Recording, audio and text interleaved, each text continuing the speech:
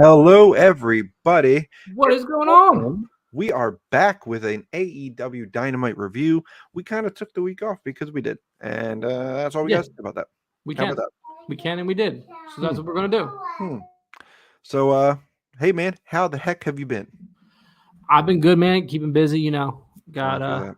my life always something coming up, going on. When you have kids, it's a never-ending cycle. Them children. Love them to death. Oh, I feel you there. Ooh. But other than that, I've been keeping up with Dynamite and Rampage and Dark Elevation as best I can. Obviously not as good as getting videos up because again, life stuff happens. But other than that, been good. Good. How about you? Same-ish, different day, man. Just a little bit of a busy week or so. So, we the channel went silent. It did just for a little bit. We're back at it again. Your boys are here. Yeah, well, we're back. Back again. Can we get copyright for that? I don't think so because we said it. You know what I'm saying? Okay, good. Just making sure. Okay. Sorry. Ain't trying to steal anything. Just no, but God, good God, no. So now that that is all out of the way, and we now know that our personal lives are awesome. Yep. Ladies and gentlemen, let's start off Dynamite the only way you can with the best in the world. Yeah, Max Caster on the mic. You're right. And Max Caster on the mic saying he's going to slap you like Will Smith. That took about 3 seconds for him to 3 seconds in right up that boom, hit that right away. I was like, that's he great. said the grossest thing I've ever heard in my life. He called CM Punk the voice of the moistless. Yes, that was great. He said that women say that he isn't the voice of the voiceless, more like the voice of the moistless. That was the best line I've heard. He makes ladies dry, is what he was saying. It's I loved every second of that. And apparently John Cena had comments on Max Caster how he said he was really good. Yeah, he's way better than he's kind of expanded what he does, which is awesome. And love the Acclaim. We do love the Acclaim. As much of the heel group they are phenomenal wrestlers and just phenomenal acting. I love it. I love everything about it. It's not the heels you hate, it's the heels you love. It is. Very true. Very true. But yeah, so we had a CM Punk versus Max Caster match. It was a very good match, longer than I expected it to be, but actually no, it was shorter. I meant it was a pretty quick match. The kick out, the kick outs that happened and the near falls were, as always, great. Yeah, we got an Anaconda Vice as the finish for this one. Which it was good, and because mainly the match was its match, but the main move here was the post match, which the post match interview with Tony Schiavone was all about the belt. What belt are you going for? It's all about CM Punk saying he wants that world title before he don't care if it's Cole Baby or Cowboy staring shit. down the barrel of cowboy shit, he said, which sounds like you're staring at a butthole, to be honest with you, because I was gonna say the way he said it, if you're staring down a barrel of poop, I was like, all right, CM Punk, that barrel's a butthole. CM Punk, just letting you know. That's just for future reference. Reference a lot, but I mean, he made it. Obviously, they're doing Cole Page at Battle of the Belts next week. Clearly, that's what they're building to for Battle of the Belts. That's why CM Punk said what he said. So we'll see that next in a week's time, which I can't wait for. I'm excited for that. Oh, I'm hoping it's more than an hour long. I'm really hoping it's a longer special, but it probably won't be. Probably still an hour long. Yeah, I think they're not really push good. it. Sadly, they're not pushing it any further than that. It's always going to be an hour. People complained about the last one, how it was too short, and that seemed a little bit rushed. But I will say the last 2 rampages, because we didn't do a review on them, they have not seemed rushed. They've seemed very well planned out, thought out, and they're able to fit a lot in 1 hour. But I think TNT is also giving them less interruptions. Yes.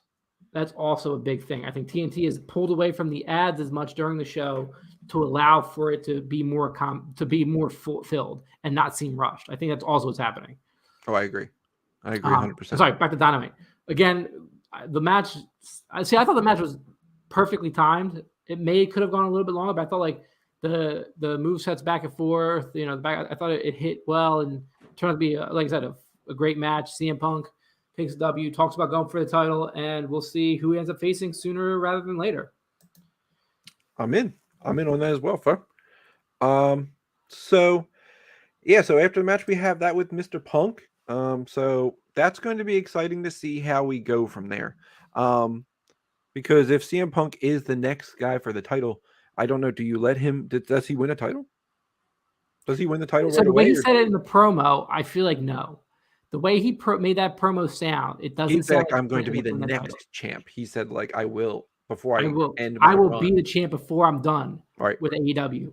So I don't feel like no. I'm saying no. He's not winning the title Because it just to me seems like then you can't have Adam Cole win. You make it too predictable because then if Adam Cole wins and then immediately loses to Punk, it'll be weird. You'll have, I think what you do is you'll have a Hangman win a Battle of the Belts. You have, there's two options they go here. You have Page beat Punk, and then his next feud ends up turn around to be MJF somehow, or they have Punk beat MJF, or sorry, Punk beat Hangman, and then he faces MJF again for the title this time, and Punk holds it for 3 months until All Out or whatever the next paper. Pretty sure that's the next one after this.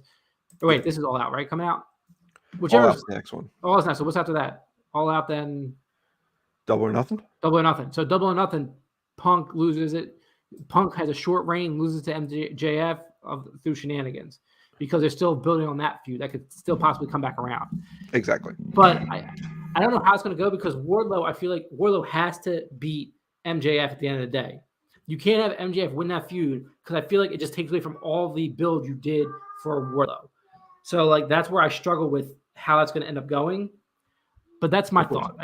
I feel like that's how we'll see it go. I think Punk will lose to Page because Page is going to win next week. I feel like, and then it's going to go down his path, and somehow at Double or Nothing. I mean, they have 4 months till Double or Nothing, or 6 months till Double or Nothing. At that point, they have time to build the feud to eventually get MJF back to contention. For a title to then take it off of Hangman. Of the hanger. But speaking of MJF, that was the next promo we had. Yes, him backstage with FTR, the newly face FTR. So you're saying their face, but it's I don't know. I thoroughly enjoy this. They're still playing the heelish character, but like they definitely, like you said, are slowly turning face. It looks like, and it looks like they're going to break up. Like he's still trying to talk about the Pinnacle, but like Dax isn't having it. He want nothing to do with it.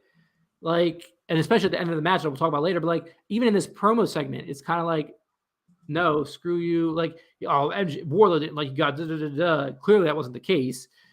And like, they're like, no, like we're here for this. And even their promo later talking about it, like, it's interesting. I'm torn here because I don't know where to go from here.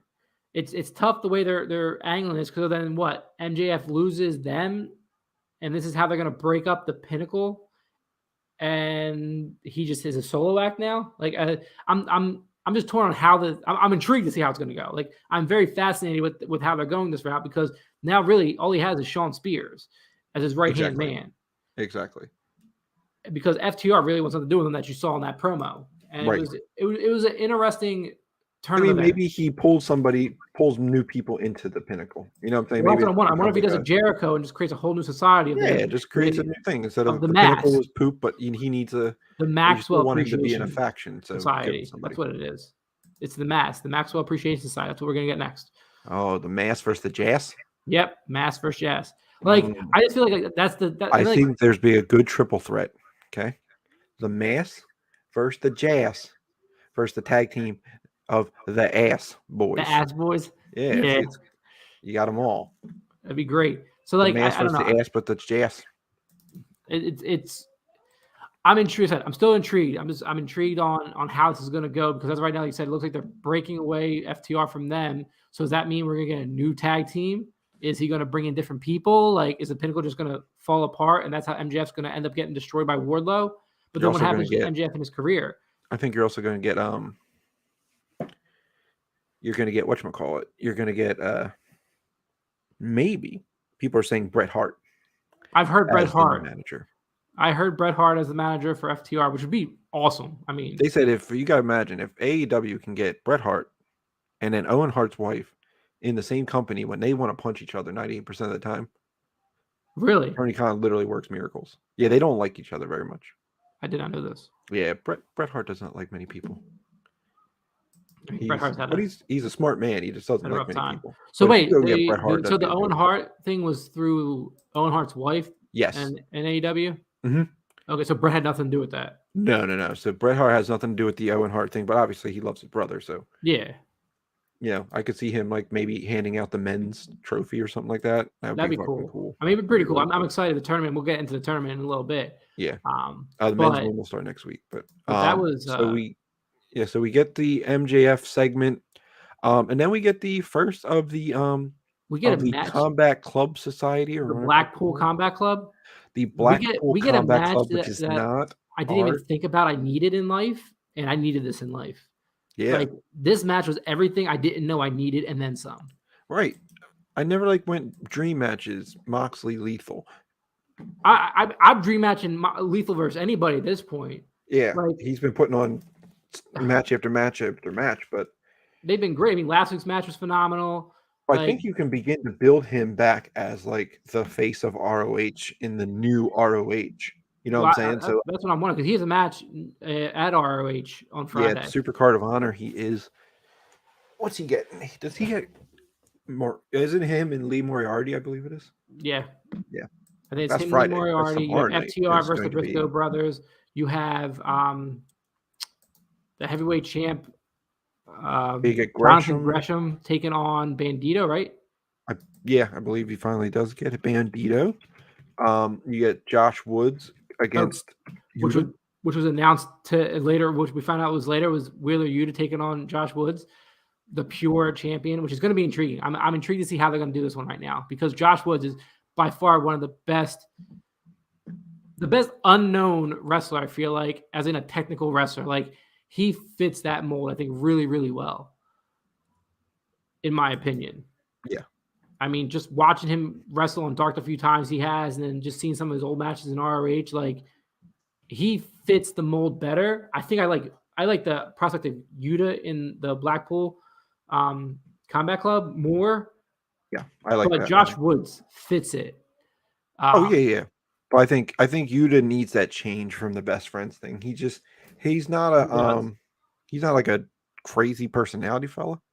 But you don't need crazy personality to be part of the Blackpool Combat Club, because basically you just need to beat people's ass, and you need to be good at wrestling, and he does that. So I think that will be the best. I think that'll be the best fit, but we'll see. We'll see how it goes. So Moxley versus Lethal, phenomenal match. Lethal won the shake hands at the beginning. Moxley slapped away, no. But in this fight, he earned Moxley's respect because Moxley wanted to shake his hand at the end of the day. Now, I'm not sure if it's just Moxley being a phenomenal worker or what, but it looked like he seriously hurt his knee. Yeah, he was. I think it's a phenomenal worker, because they were trying to claim that when he got pushed off the top rope that time, and he went dick first. Yeah, and then fell on a knee on the side of the Man in the Mask was trying to say. Man in the Mask kept saying that he was which he hit his knee. Yeah, which I'm disappointed in that Regal didn't come out for commentary for his match like he does for. I feel like it's on purpose. You know what I'm saying? It's definitely on purpose. I like. I don't think it's Regal. A bad thing. I think it's his real pupil is Bryan Danielson, and he knows you just let Moxley be and let him kick all the ass. Exactly. But for Bryan, you come out and you do your commentary shtick. So this was again great match. They shake hands. That's the end of that. And then, to my surprise, which then is kind of what I expect afterwards, we got a video package for Marina Shaffir and her run she's been having on Dark. Yeah. See, now I don't watch Dark, so and I love Dark. I haven't watched it in weeks and weeks and weeks. So and Dark Elevation, and she's been put on a clinic, and she's definitely looking a lot better from her start. Even though she was a good wrestler, but she never really wrestled on NXT, if you remember. She kind of just stood with she was always just ringside for Rousey matches. Yeah, and that was it. That was it. She really didn't do much. She was just a ringside. They've been working on her a lot. I feel like in Dark and Dark Elevation and building her up to be this fierce competitor. And she definitely has grown a lot in her matches. And you Right. see that. And when they showed her, I said, that's odd. I wonder if that's for Jade Cargill.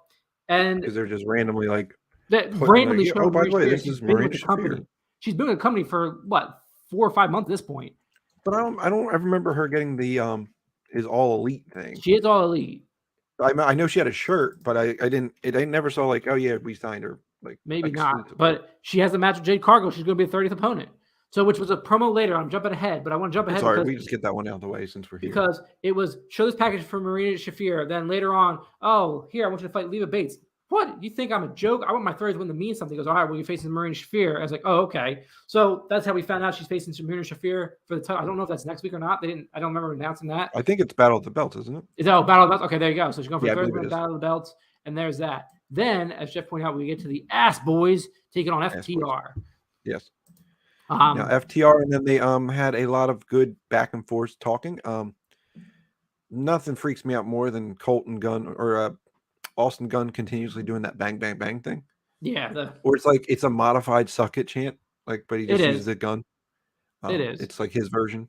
But it's funny. It's interesting, and I have to say, like, listen, I watch the Gun Club a lot on Dark and Dark Elevation, and they know how to wrestle, and they wrestle well. They work very well. Like, they do a lot. And this match against FTR, who again is one of the best in the world at what they do, there's I consider 5 tag teams of all time, and FTR is definitely one of those tag teams in current generation of all time that fits that bill in AEW. And they worked a hell of a match.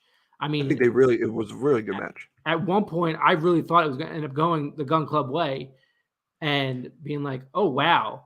And it didn't. But like for that split second, because FTR is playing the good guys per se in this match, it was interesting. It was because you well saw distractions coming their way instead of the opposite way around. It was quite interesting to see. And they pulled out the win, and Wardlow shows up, which was kind of annoying. He shows up in the middle of the fight and like knocking everybody out. So they take away from the match. Yeah, and all of a sudden, like you turn around, like because it confused me at first. Like, did the match end in a commercial break?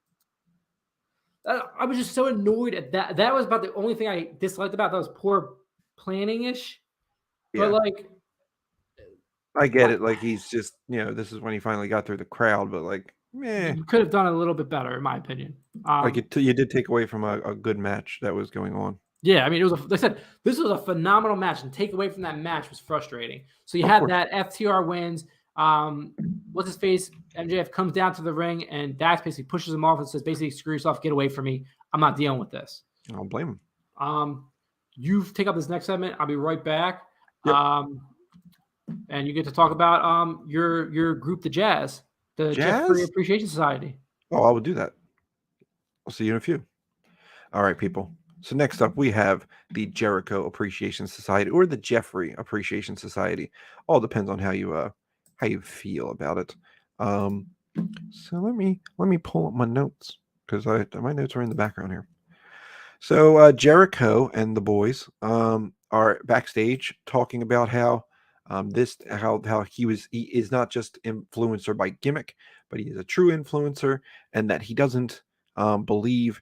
He doesn't think he said that people in all companies throughout the United States want to join the JAS.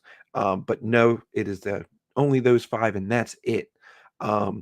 So then they start talking about how they got rid of Eddie Kingston's stupid ass and the boys of Santana and Ortiz. But so Cool Hand Ange and Magic Stick or whatever the fuck he's calling himself, they do the curtain thing. They open a curtain. He goes, let me take a peek. So he takes a peek, and behind the first curtain, nobody. He goes, nothing. They're not here. They're gone forever. And then they go to open the second one, and the newly formed LAX starts beating the hell out of the JAS. Hager took a mean mad ball like directly to the skull from Ortiz. So they start fighting all over the arena, all the way into the ring. Somehow they started backstage and ended up a brawl into the ring. So they do, but at the end of the day, the brawl kind of becomes a 5-on-3, and the numbers game will always win. So they start beating the hell out of each other. Kingston wound up getting a couple. Floyd beat the shit out of him. He took a Judas effect, while the other two had to watch everybody beat him up. And then it kind of just it came out. It dropped down pretty quick. But it kind of just gives you that 3-on-5, but it begins to think, who is the next? Who's going to be the next guy? Who's going to come and help them? Because you're assuming it's going to be a 5-on-5 war of some sort. I hope it's not like blood and guts. But I mean, I guess you could pull that as blood and guts, but I don't know if I want to see that. Then obviously the next segment was the Jade Cargill one, where she gets announced that it will be Marina Shaffir will be in there. Next up, we have Brian Danielson with Mr. William Regal versus Wheeler Yuta, or Young Wheeler, or Young Yuta. Nothing I find better than William Regal's. Oh my God! I'm back. There's a run-in. It's running. I gotta have the interruption. Get that interruption count going. Yeah, we're just starting the Regal match, or not the Regal match. So did you think? Danielson. So I question real quick on that Jazz one. Did you think like old LAX members were going to come out and help? That's what I was saying. I said this is a newly minted LAX, but like there has to be two more, because they're the numbers game got them, and they clearly said it multiple times. Trying like to figure out, hey, there's only 3 of them, and there's 5 of these guys. So like, it's not going to be a 5-on-3 war. No, like my thought was, is this where Brian and Mox come in, or are they going to get 2 old LAX members to come in? Like that's where I was like, huh. But okay, on to the next one. I was thinking about it, and I was wondering what your thoughts were. I didn't know if you on that. So, okay. God damn. Breathe, my good sir. No, it's not that. I think it's the creamer. It's almond milk, but it's still causing like a crap throat. That's why you don't drink before we perform. Yes. Yeah, remember before performance, I won't drink with anything but black coffee. All right. So next up, we do have Brian Danielson versus Young Yuta. So obviously Regal is on commentary for this, and he's doing his Regal thing. He says Shavani, Jim Ross, Man in the Mask. Man in the Mask. I love the Man in the Mask thing. It's the greatest thing I've ever heard in my life. I could listen to William Regal speak for hours, because he speaks so well, and he paints very good pictures. He's like, do you know why I'm here, Shavani? Because I've died 1,000 deaths. Yes. Like, that's cool. I would just be like, I got beat up a lot. This man was like, I died 1,000 deaths, and that's why I'm sitting here now. And you're like, yes. You guys had it right this whole time. Right. Like, Man in the Mask. I would just call that guy Excalibur. Way cooler. He has a way of words.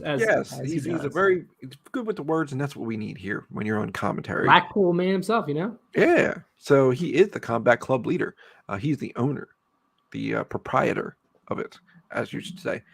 This match was, I don't know, between this, the Combat Club themselves, pretty much, I believe for the most part, they own the night as far as best matches of the night. Yes, by far. I mean, I'm going to say that this match was better than the Lethal match by like a smudge. I thoroughly enjoyed this match a little bit more. I liked it for what it was presenting. I liked it for what it was presenting more. See, I can agree there. He hates people from our city, so it's our fault, guys. Oh, I love you. Uh-huh. I'm a huge fan of you. Just not enough. I love no. I'm saying between the Moxley match and this match. Yeah. Like, I mean, Lethal from Elizabeth, New Jersey, so he's not that far from us either. Elizabeth. Like, they're literally right next to us. They're not that far.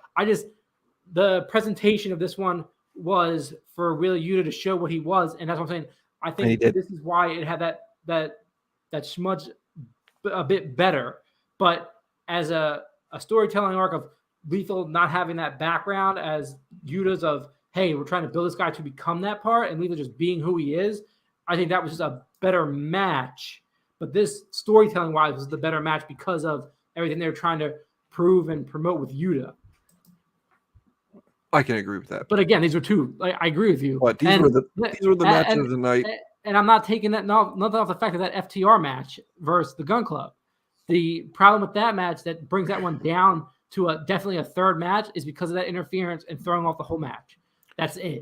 I'm saying like the other matches weren't good either. Like no, everything. They were all good matches. I thoroughly enjoyed the show, but I feel like it was. But like out of all the matches, like those were the three best matches I thought of the night. Like FTR and then the Blackpool Combat Club. The Blackpool Society Club. Yeah, the Blackpool Combat Club. I think those were the three best matches of the night. And again, not taking away from the other matches because we'll get into another match was phenomenal as well. Right. But yes, no, the storytelling that it was supposed to tell and showing Wheeler Yuta as this hard, like, just be able to fight type of deal. Like, I think they pulled it off well. Like, yeah, he went from being a best friend. And the best is it's the growth of the whole thing. His first match with Moxley was right before Moxley went out to go to AA, and he squashed him. Yeah. And then the second match was Moxley's first match back after that. And it was a much better match. He was able to prove that he learned a lot, and he did. So, like, he went through Moxley already twice, lost both times, but he had that progression. So, like, coming in to get against Bryan Danielson, they showed he had that progression because of those two matches he had with this guy who was more hard-hitting, and now he had to get more technical. And it was just the maneuvers, the reversals were all around really, really nice. The cattle mutilator he reversed was a beautiful cattle mutilation. Yeah, that was dope.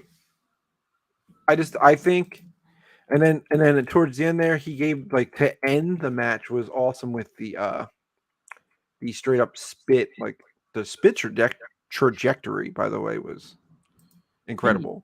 The not only the trajectory, but the amount. It was a big loogie.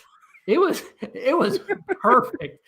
Like, and I never talk about spit guys, but like it literally hit perfect and like hit his face and like, but you could see like the spit, like not clear. It was like that white. It was like white, and he was like squishing like mouthwash before that and like chucked that up. Like that's what that was.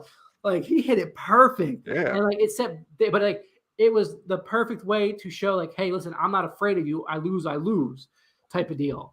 And like I'm going to piss you off on purpose. William Regal put him over a lot, and he said, "I remember watching Bryan Danielson's first match and what he showed and what it proved to me in that match is why I was so attracted to him." And Wheeler Yuta is showing that same in this match. And in this match, they said, "Hey, he's taking on the pure champ, Josh Woods." So, in my opinion, you have to have Yuta win that. Not that I want to see Josh Woods lose a title, but I feel like you let Yuta win that, or at least show like, listen, like if he's going to be the next guy to go to the Blackpool Combat Club, I feel like he has to win that match. If he loses it, I feel like you're going to see William go, you know what, Josh Woods is the type. You know what I mean? Like, yeah, I feel like this is. I think there's still a lot to go through, like figuring out how they use Ring of Honor in this, like because they said they don't want to use it. From what he was saying so far, like it's not going to be like just a different brand under. No, it's going to be an NXT basically, is what they were saying. But at like the what same NXT time, was, if you have a whole set of championship stuff, just make it two companies. Like they're gonna have like I mean they're still keeping the titles from what I'm aware, which means doesn't ROH have the trios title? I believe they do. So I don't know who the hell has it, but yeah. I'm thinking if they're not going to bring the trios title to AEW, they leave it there and they transition guys over. But again, from what I've heard, it's going to be more NXT, so they may not do that. You know what I mean? Right. So we'll see. I'm still intrigued on how this is going to all work out. I'm excited. I'm excited for Friday night. Now that I'll be watching Rampage and giving you guys a review on that. But hopefully, yeah. So we'll see. I'm intrigued to see how this goes and everything else. Then we had the video package for the Darby Allin feud with Andrade El Italo. Yeah. That was just a quick nothingness. And then we had the Undisputed Elite Championship celebration. Their championship, quote unquote, celebration. Which is hilarious because they had like tape on top of with their names on it. Yeah, Kyle O'Reilly's had a backwards E. Like he acted like he was like a 4-year-old. It was great. It says Kyle O. It was very good. It was all great. The promo was great. Oh, you know why they aren't here? Because they're afraid. They can't compete. And it was just it was it was great. Adam Cole is phenomenal on the mic. O'Reilly and Fish were just as good on the mic. I mean, it was a great promo. It was a great all around thing, and we got a buckshot lariat attempt. I was a little bit confused on this promo. Oh, the Kyle O'Reilly part, like what was he? He was drunk. What was it? He was like he just laid down and like sat and stared at his own wiener. Like I don't know what the fuck he was doing. There was something going on, and I didn't know if like he forgot his lines. Sure if he's referencing something, or if he should have forgot his lines. You know what I mean? Like I'm not sure if that was a reference to like an old Undisputed Era thing, because I don't remember all of Undisputed Era. I thought he was going to say like, and that's Undisputed. Like I thought he was supposed to start saying that, and like obviously they can't say that part. So, but like I don't know. I felt like that it was weird. Again, I don't know if it was meant to or what, but Fish picked it up right away where he had to, and finished it. But yeah, I was quite confused on what was going on there as you. But again, Jurassic Express, Hangman come out, they do what they have to do and destroy everybody. Yeah, and then so they all got their titles back, which is good. And I'm assuming that's going to be the match at Battle of the Belts. Those three against each other, but in tag team and individual match. Unless they do a trios for the titles match. That'd be funny. That would be a WWE move. That would be a WWE move right there. Yeah, the winner takes all match. Mm-hmm. That would be hilarious, actually. All right.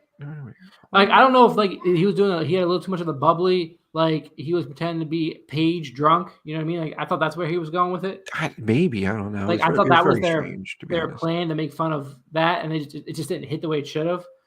But then we had an interview with the new AEW Women's World Champion Thunder Rosa. Yes, after last week getting interrupted, this week getting a full speech. She is the foundation. She is the foundation. It was a great promo. She stumbled on her words because I think she was gonna say something. So, oh, I can't say that. I had to fix it. One part, but it was still phenomenal. It was fiery. It was everything Thunder Rosa is. It was everything to this division that she has brought to it. And I mean, again, she did everything she had to do. And then we get, just to jump ahead, we get a promo from Nyla Rose saying, no, she's the foundation. And that's a joke. And she's basically going to murder her. That's basically what she said, I believe her, because she tries to end everything with bitch now, right? Like, yes. Surprise Bitch was her first shirt with that. I believe this one, she said, abracadabra bitch. Yep. She said, I'll be your genie, abracadabra bitch. Yep. And then rolled out. That's what it was. So that was a cool one. She's very good on the mic. I kind of think that she can do away with Vicky, to be honest with you. I don't. Yeah. Like, I think Vicky is just it. Vicky isn't under. I think like sometimes you can take the person out of the WWE, but you can't take the WWE out of the person. Like the Jazz Club? Exactly.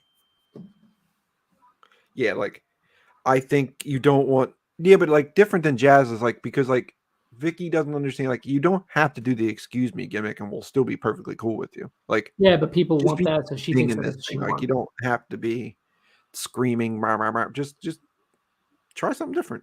Yeah, I mean that's her gimmick, and then she's gonna run with that. Yeah. Then, as I alluded to earlier, we got that FTR promo. Well, a different promo, but this was just them saying, "Hey, we want to challenge the Bucks for round 2 to see who the best is." And we are going to take the ROH titles on Friday. Again, they've been promoting ROH this week because that's what's coming up. Yeah, because they got the Briscoes on Friday. Yep. As Supercard of Honor, which will be really cool to see. And then it is cool. You can get the Bucks right now because the Bucks are going to be the heel team this time around. Yeah, and they're taking on Top Flight this time, or Friday night, actually. That's going to be exciting too. We haven't seen them in action in a while. And last time they faced Top Flight, that was a phenomenal match. That was for the titles. Mm-hmm. Yep. So I'm excited to see these two go at it. I'm excited to see Top Flight beat the Young Bucks, honestly.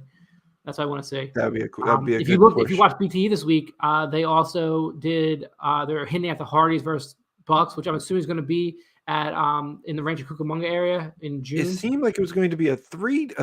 Oh yeah, then Christian said, "Hey, anybody need a partner?" I'm wondering. I doubt it's happening. I'm thinking like, is Edge's contract up after WrestleMania this weekend? And is he going to get Edge? And it's going to be a 3-way tag match? Christ, that would be phenomenal. That'd be great. I would love to see that. Like that's something I'm fantasy booking right there. Like as soon as I saw Christian, I'm like, yes, please, I want that. That'd be a fantasy of a fantasy there. That would be phenomenal. And again, I think they're alluding to that match in California when they premiere in California for the first time, which makes sense this summer. So I feel like that's going to happen. But they're just building on it now on BTE. Sorry to get sidetracked, but I was excited for that. No, but yeah. So we get the first, which is not the tournament; it's the eliminator to get into the tournament. This is I thought it was the tournament. I thought it was too, but the tournament doesn't start until Long Island. Long Island is where the tournament starts, which is a month away. But we're having qualifying matches for this. But I'm like, if you're having, so they're having what, 2 a week? Because this week is the women's, and next week is, and Friday is the other women's match with Jamie Hayter and Sky Blue. Yeah. And I'm like, so you have a month. So if you're doing 2, that's 4. You only have 8 women in it.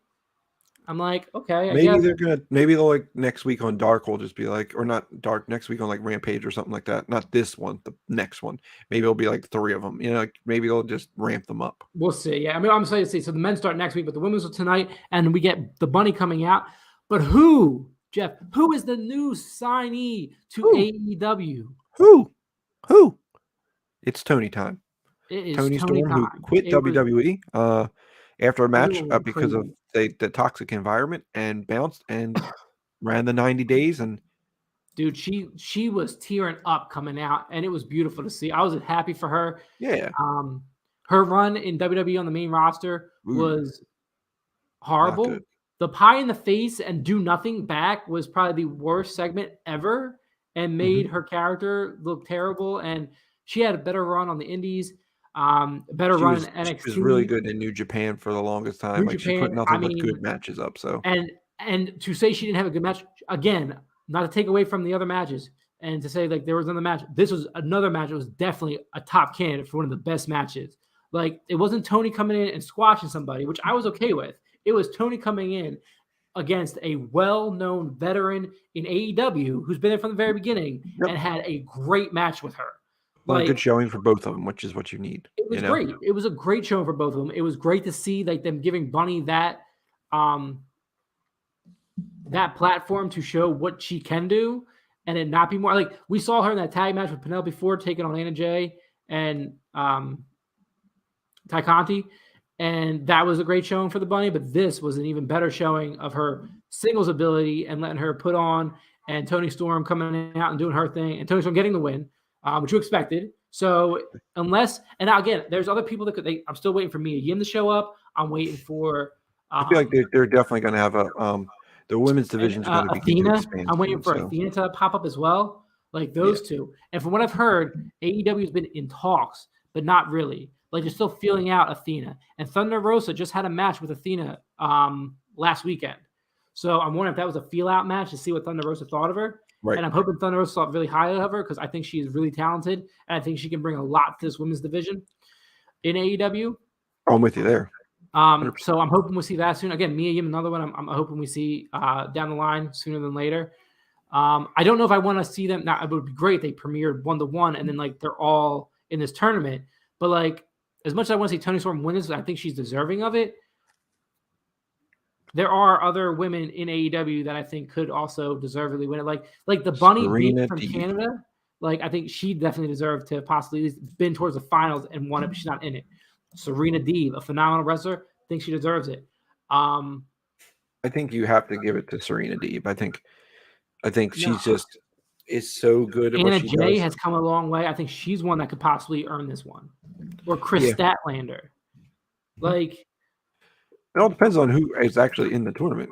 And Jamie Hayter, another one. Like again, the women in AEW, the growth in the women's division in AEW has been phenomenal. And I'm excited to see. Again, I'm assuming because they brought Toni Storm in because she's going to win it is my thought. Or if Serena Deeb's in it, so that's another one. But we'll see. But yes, Toni Storm wins, debuts, and it was great. It was exciting to see. She was very emotional. To get very, back very to being a wrestler, man. Yeah. And it was just nice for her to get that, and like the fans went crazy for her, and it was great. Then we get the final match of the night, which is Andrade El Idolo taking on Darby Allin. Yep. And well, this was a match before a match, and then a match because they were Andrade was whooping his ass. When the match before the match happened, I'm like, all right, Andrade's winning. That was my thought. And then Darby out turned around like, oh, wait, am I going to be wrong in this? And then, no, Andrade won. But it was a good match. I mean, it still wasn't a bad match. I'm not saying it wasn't a bad match. No, I thought it was a very good match. I think it shows that Andrade, you can put him in a main event of a wrestling show. Yes. And he's going to absolutely kill it. He wrestled you and showed that everybody. Darby Allin is a pillar because you just put him in a match and he's going to make magic out of it. I mean, he got thrown around, but I mean, he did so well as he always does when he gets thrown around to sell as well as come back. And that comeback that he always has is great to see. It was a great back and forth. He always has his comeback is always incredible. He then always gives you that thought where like, oh, he's going to win this match. Yeah, exactly. You know, like you never just go like, oh, he's going to get whooped. Here we go. Like he always has a comeback. It's always a great looking comeback. And then it's always stopped by shenanigans or just I call shenanigans. Getting outworked. But Andrade wins. Everyone comes out from the Andrade family office. And who comes up to the save? Obviously the Hardys, because the Hardys are taking on the Butcher and the Blade in a tables match next week. Yes, after Jeff jumped off of a side of a building because Jeff Hardy does stuff like this. And did a swanton. And then he did a swanton on whoever, I can't remember who it was. Oh, Mark Quinn. Did a swanton on Mark Quinn, and he was hurt, holding his back for dear life. Like he did a swanton leg drop. Yeah. He was very close. Like Mark Quinn was right there in that corner. I love Jeff Hardy, but I don't know what the hell is going on. That man's got getting zero extension on them swantons these days. It's interesting. I mean, I think it's 90 days being off. He's putting in the work. He's getting back to it. It wasn't a bad. So it was just I think he didn't realize how close Mark Quinn was to him. He needed to put him out a little further, and it would have been fine. And he gave him the old swanton legs. Yep. Well, it was sort of he still had the back thing, but it was more of like I thought it was more of a swanton shoulder. It looked like. Yeah. It's like that full body rotated. But it was again, it was great. I'm excited for that tables match next week. I'm excited for like I said, AEW again is putting on a great show week in and week out. They're getting way better, as we'll talk about on Rampage. As long as this week goes as planned, a way better flow to Rampage now. Finally, it doesn't seem as rushed, but we'll see because with Top Flight taking on the Bucks, that's gonna be a great match. Jamie Hayter taking on Sky Blue for this women's tournament match. I'm missing two other matches that they have, and I can't remember what they are. Apologies. But again, all in all, thank you for tuning in. Dynamite was phenomenal. Hope you enjoyed the review. Jeff, you got anything for the people? I was just real quick checking to make sure that there wasn't any kind of breaking news here. But Marco Stunt. You know about Marco Stunt? You heard about that? Ironically, it had to do with Marco Stunt here also because Seth Rollins has been putting up just random gifs of who his opponent is going to be at WrestleMania. Mm-hmm. And so far he put Veer Mahan, he's put Shane McMahon, he put Ali. I would love it to be Shane McMahon and Cody Rhodes for everybody. John Cena. He put Rob Van Dam. I'm suing Marco Stunt. Scott Steiner. But they're inducted to the Hall of Fame. Bailey. And then his last one was Marco Stunt. Well, because Marco Stunt is along with AEW and he is currently, but when his contract is up, it's up. So I think it's up at this point. But so here's my issue with this real quick. I just want to touch on this because I don't know if you're doing this video on it. If it's true what he had said, and they said we're not re-signing you due to budget cuts. Yeah. That was poor choice. Again, love Christopher Daniels. If that's what was said and it's how it was presented, he goes because of the new roster coming in, we had to basically not sign you back for budget cuts, and then you went and premiered Tony Storm. So. Well, it is. See how I see it. The only reason I see it slightly different than WWE, and I get it. People bitch like, WWE does it. It's wrong. Yeah, but the way WWE does it is they don't let your contract run out. They cut you from your contract. They let his contract run out and set it. But like you didn't need to say it was a budget cut. You say, listen, you weren't fit for the time. Hopefully we can do time. Like you could have. All I'm saying is that you could have worded. I'm okay with it because again, it's not a budget cut like we're dropping you. It's hey, we're letting your contract run out and we're not going to sign you because we're signing with other people. But you didn't have to say that. You could have just said, hey, listen, we're not going to sign you. We're looking to go in a different path with our talent right now. That's it. Of course. Like, and I don't know if he directly said budget cuts, but like it could have been like the I don't know. I thought basic Marcus knowledge. said on Twitter or something. Dude, you can't. It's pretty much what it has to be understood is how I look at it with this kind of thing is like because people are starting to complain that they're letting go of a lot of the AEW originals. And I was one of those who said it to you. What I'm saying is like what you got to understand is okay. So like when the Tampa Bay Devil Rays premiered as a team in the Major League Baseball, right? They were an expansion team. So what did they get? They got players from other teams that weren't the best players, but they were the players that they could start with. Mm-hmm. Do they still have all those players? No, exactly. No, because when talent becomes available, that is no offense to Marco Stunt. He was great. I loved having Marco Stunt there. But if you're telling me, Jeff, you can either have Marco Stunt or you can have Bryan Danielson. Oh, okay. Well, sorry, Marco. Exactly. You're out. No, I get you it. You can either have Joey Janela or you can have CM Punk. But here's my thing. It has to switch. That. And I or agree. Else you're never going to go anywhere. But I agree with that. But at the same time, like they still kept Peter Avalon on, and yeah, but you can't keep every last one of them. No, but not to get anything against it. You're bringing in these indie people to wrestle and all that stuff. Well, why don't you just sign them to like a basic indie type contract where you have them appear only on Dark and Dark Elevation to put over the other talent? Because when you watch Dark and Dark Elevation, which I know you haven't been, and I've been commenting on it, when they put signed talent against signed talent, it's a better match than a squash match that you get at these other when they bring in nobodies and they're basically getting squashed 90% of the time. I think that's wrong. That's wrong in that approach. And you could do better by keeping these guys not as, hey, we're going to give you this much money, sign you, and this is what your contract is. We're going to put you on Dark to put over the more talented wrestlers that we just signed typically. Like I feel like you could do that and give that opportunity to them as an option because then you're booking shows that people want to see because it's talent, signed talent against signed talent, which I talk about all the time, as opposed to signed talent against nobodies that are definitely going to lose and get squashed majority of the time. Which makes sense. I mean, I understand where you're coming from. I just think that, like, at the end of the day, like, we're going to have to, some of the good ones are going to have to go. It's just, like, some of the lovable ones, like, it's obviously everybody loves Marco Stunt, but they put Christian in his spot and moved right the hell. They did. Like, I mean, I think Joey Janela in time you'll get a better business sense from Tony Khan as far as he's going to have to understand that, like, if you're not going to re-sign talent, you can't just ignore them and then just let them. That's another. You got to explain that. Yeah, that's another issue I'm having with like Joey Janela. They've had no contact and all that stuff, and Marco had the same kind of issues, and it's kind of like you can't do that. And I said you have this signed talent, still you don't sit there, use them.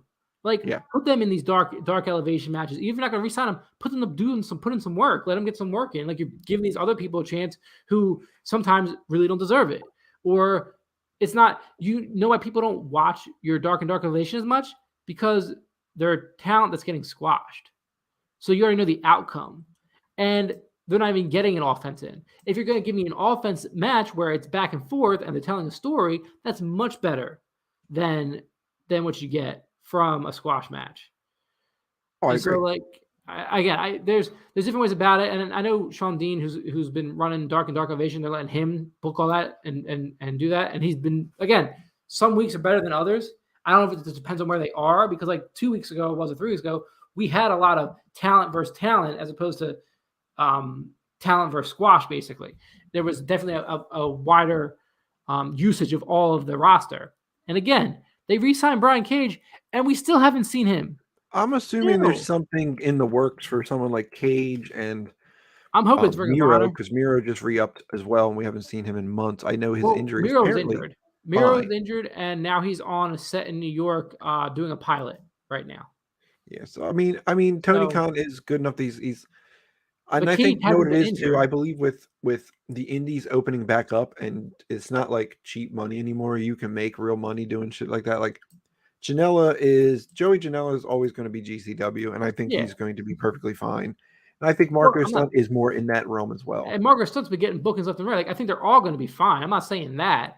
I'm just saying, like, there's other options in my head. And again, I'm not on the financials. I'm like, oh, AEW is bad. Like, that's not what I'm saying. I'm just saying there are other options in my head I'm looking at. Like, hey, well, why aren't you thinking about this? Like, I get it. You want to give these indie guys a chance to see how they work. I'm not saying you can't use them at the same time, but you also have this old talent that grew the company with you that I think could be help in different ways where it makes it more appealing for people who want to watch Dark and Dark Elevation. That's my only fight there. I'm not saying, listen, people come and go. I get that. It's a job.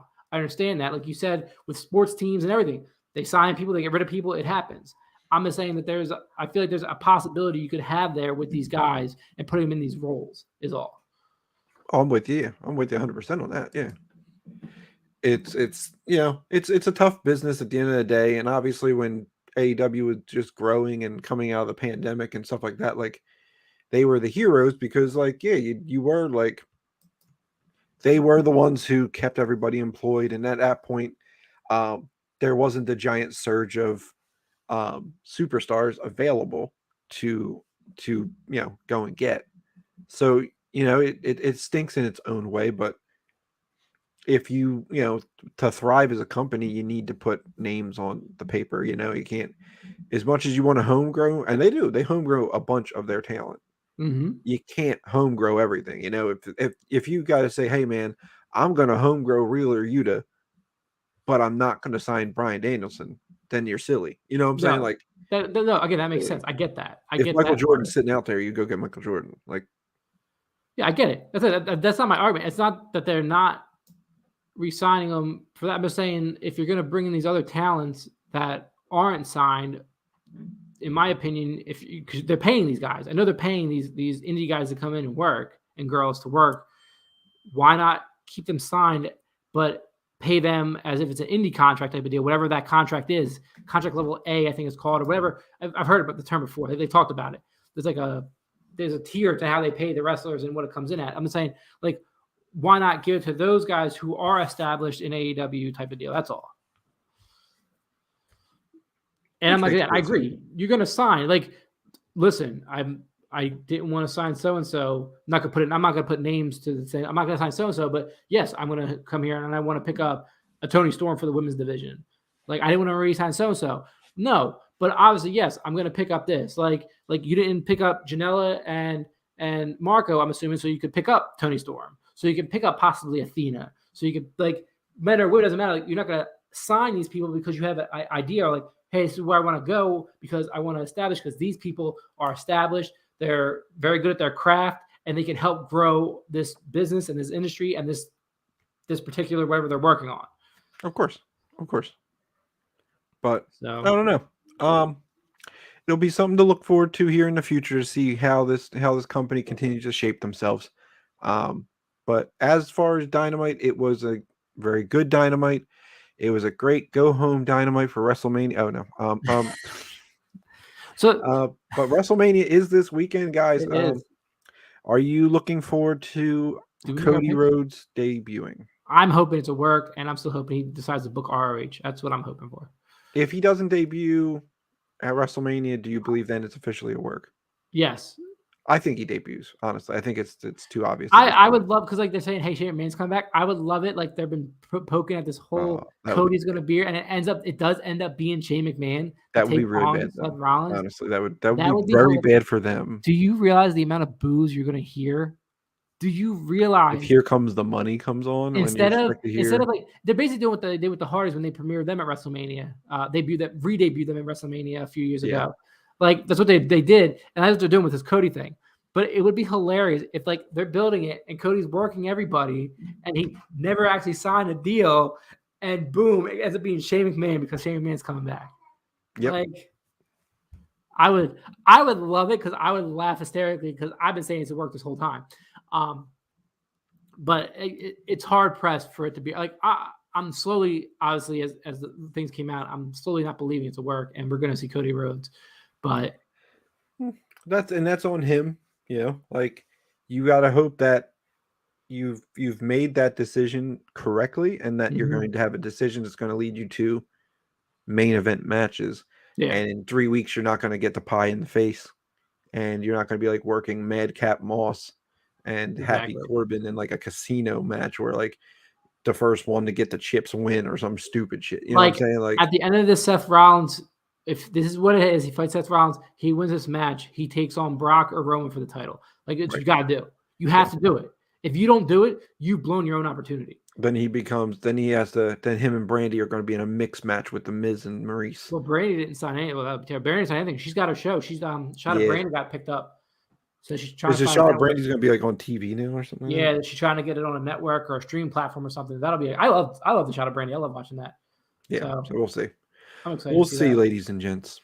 All right, man. You want to sign off this biddy before we hit the hour mark? Yeah, let's get up out of here. We appreciate everyone tuning in.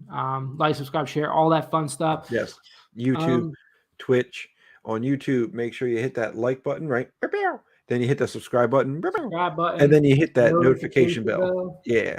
Hit the notification bell so that when we go live, you will know. We promise videos are going to start showing up again on our page. We took a week. We'll be back. Look forward for Rampage tomorrow. That'll be exciting. We have Keith Lee versus Powerhouse Hobbs. That's everyone fair. Yes, Lee main event. Hobbs. So that will be a very good main event. Wait, that was already pre-taped, wasn't it? It's already happened. I just didn't read it. Okay, so we have the thing. Okay. Yeah, I didn't want to read it yet. I'm trying to I watch them live. It's a matter of if I don't pass out, I watch them live. Let me rephrase that. Truth. But yeah, guys. So thanks again, everybody, for watching. We will see you on our next stream. Goodbye and good night. Bingity bang bang.